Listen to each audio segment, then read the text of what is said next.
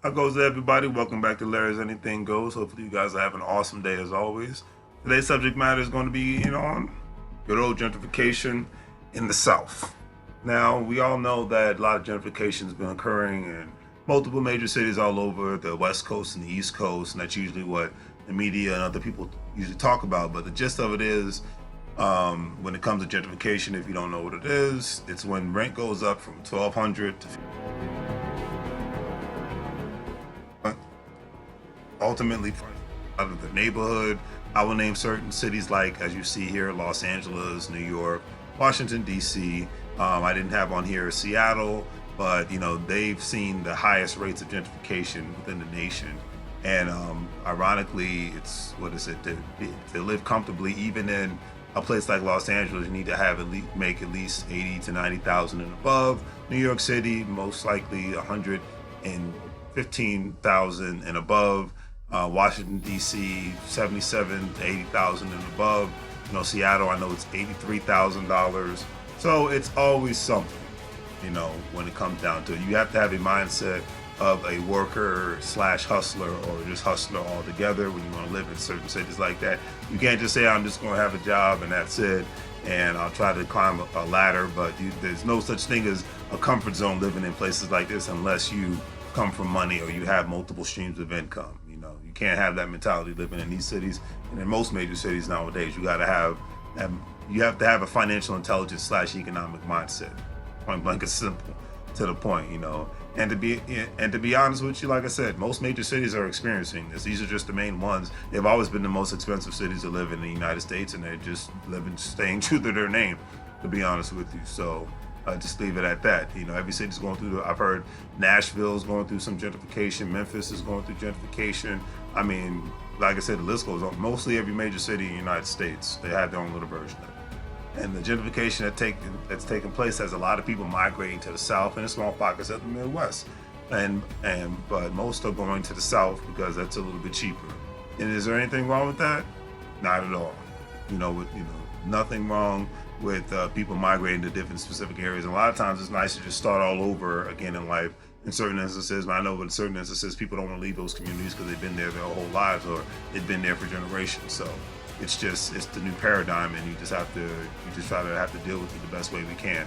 And I know a lot of people, my hometown area, the DMV area, Washington D.C., Maryland, Virginia area, that have moved down to areas like Atlanta, Georgia, Charlotte, North Carolina, Columbia, South Carolina, Charleston, South Carolina, Georgia, parts of Florida, Texas, just for cheaper living, change. A buddy of mine I went to high school with moved to New Orleans, so it's a lot of times it's because your money goes further, or you just can't afford to stay in the DMV area. So every area is experiencing some sort of pattern change in migration and things of that nature.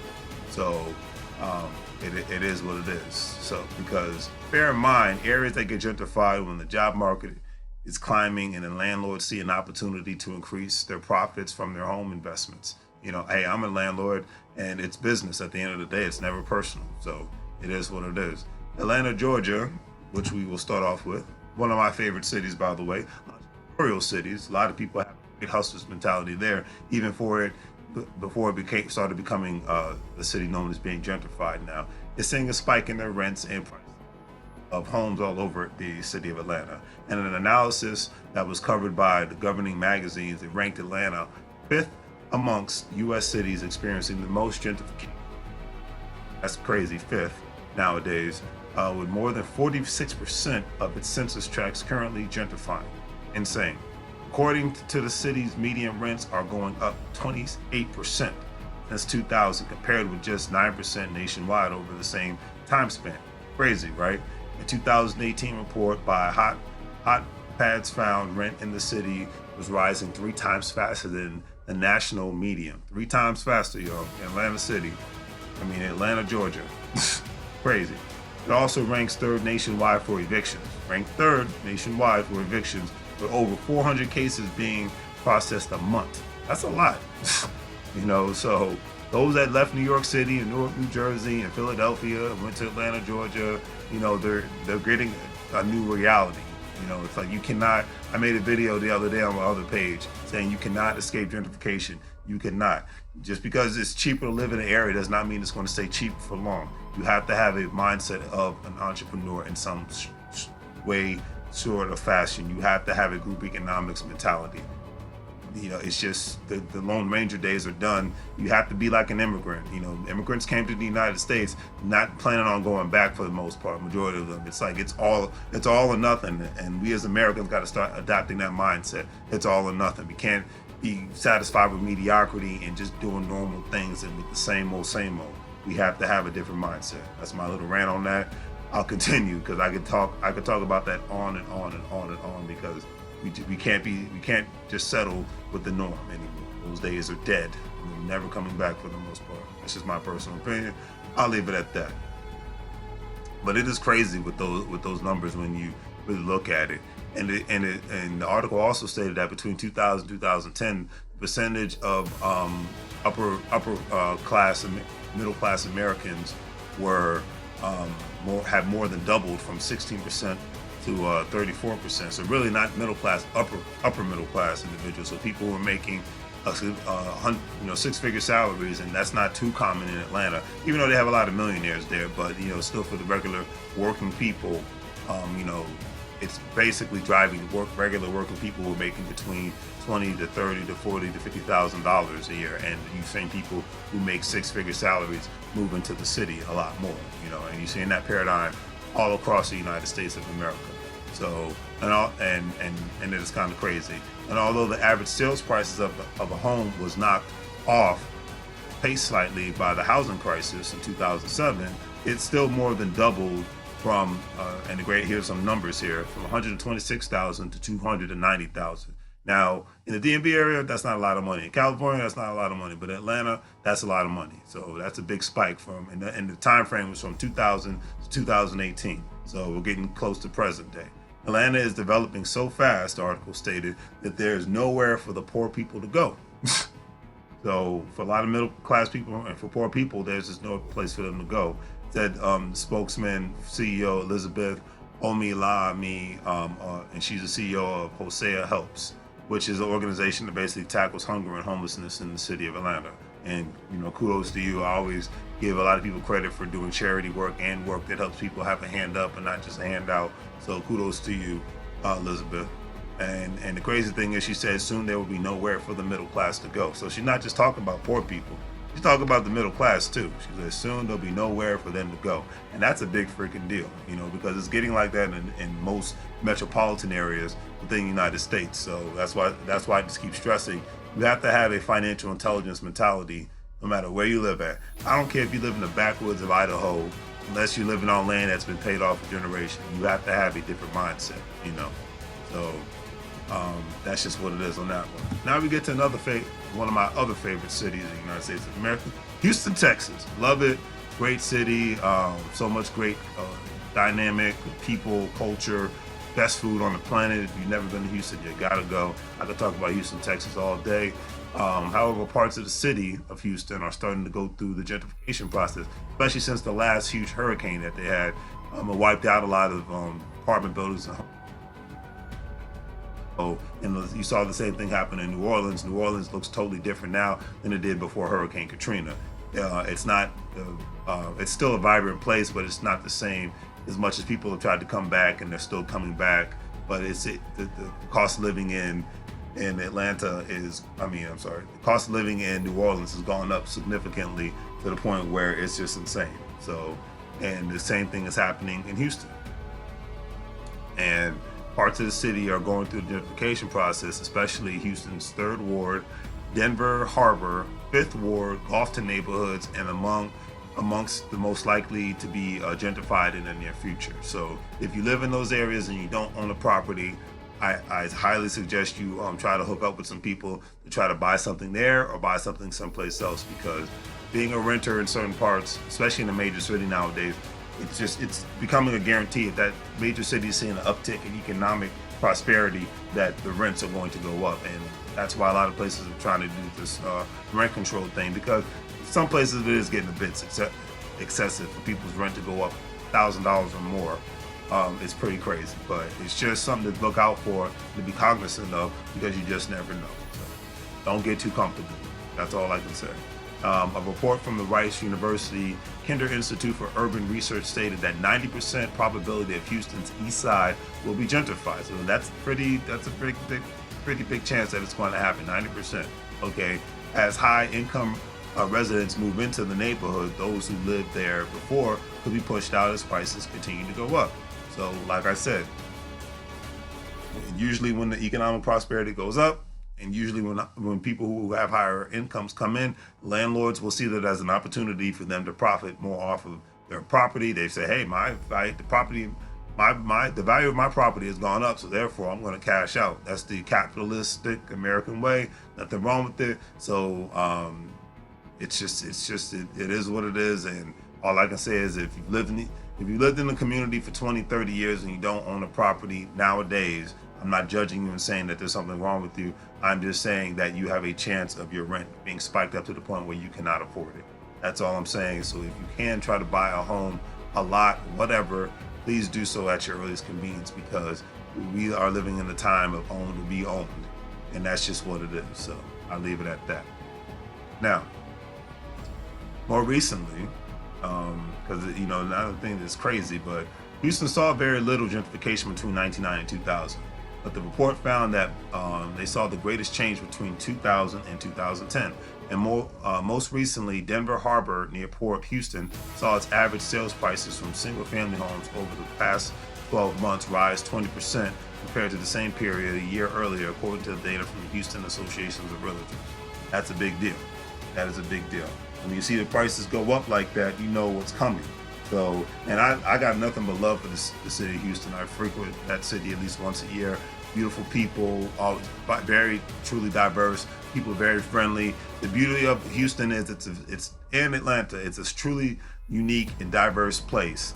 However, you still got that nice, beautiful feel of the South, to where people are kind to you and speak, and it's and I love that, and I love that dynamic, and I hope that it doesn't change just because the price of rents go up and the value of the homes go up, because that's the thing that kind of boils my blood a lot of times, is that a lot of these cities are losing their uniqueness due to gentrification, and you just have a lot of snobs moving in, and it just changes the whole atmosphere and the environment, and then it turns into the DMV area. But yeah, that's all I can say.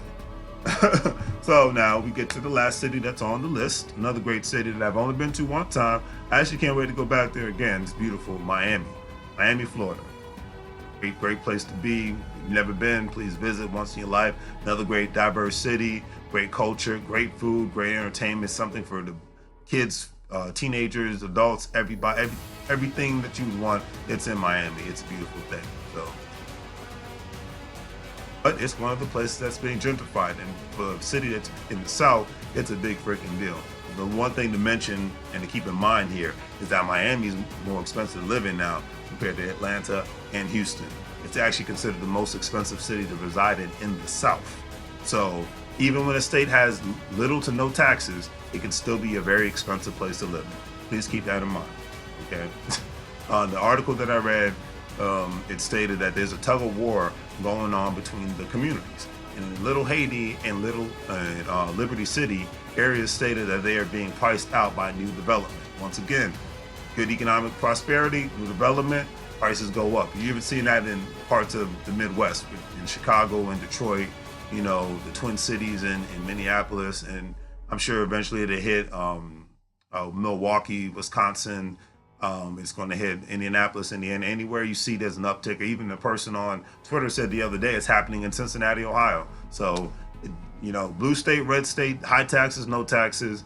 When the landlords can see they can make some money off something, they're going to do it. I've been saying that for years. If the landlord could charge the same what they charge in DC, charge that in Montgomery, Alabama, or Miami, Florida, they're going to do it, because they're owning the property to make money. They're not owning the property for that property to look good and say, hey, I'm a good Samaritan. They're business people, and that's the mindset of a business person. What's in it for me?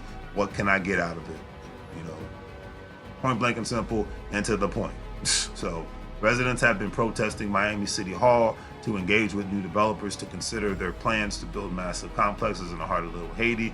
And I commend them for the efforts. I don't really see that happening because in the United States, money talks and everything else walks. So, but I commend them in their efforts in doing that.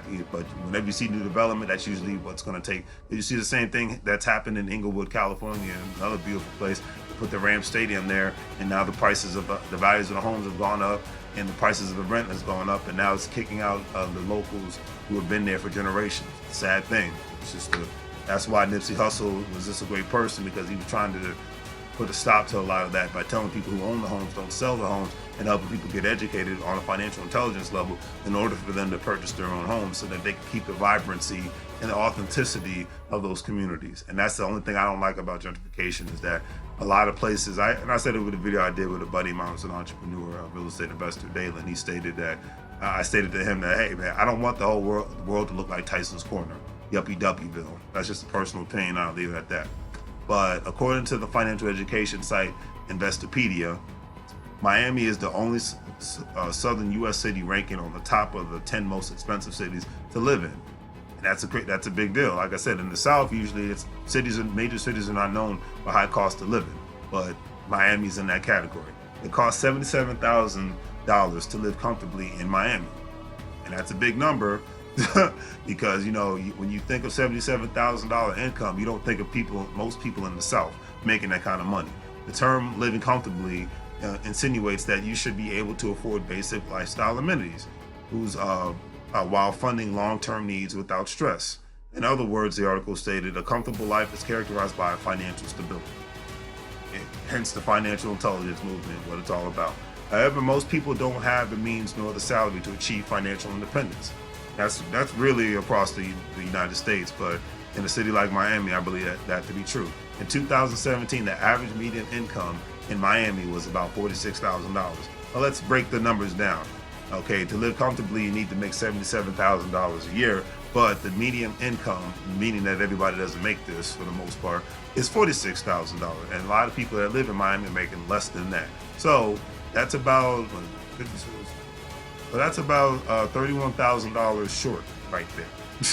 That's a big freaking deal, no matter how you slice and dice it, okay? And so more and more people are going to get pushed out of Miami because they're not going to be able to afford to live there. The average Miami resident works in office management, marketing, teaching, or human resources. So those are the main industries that people work in. Obviously, the tourism all at the same time. It's a big tourist city. It's crazy. Most people in Miami are not millionaires, the article stated. And like I said, big surprise that is. Of the top 25 metropolitan areas, Miami has the second lowest medium household income. So that's a big deal.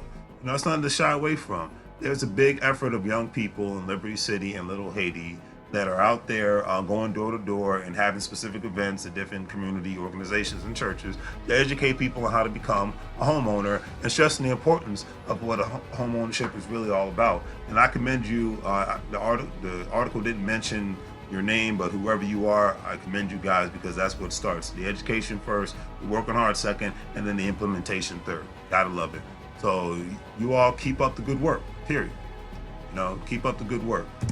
Now, to end this video off with, remember, the only way to confront gentrification, no matter what city or state you live in, is to own a property or a lot in those specific areas. Now, there's so many different ways, there's so many different programs out there, but it all starts with you and the mindset to want to do it.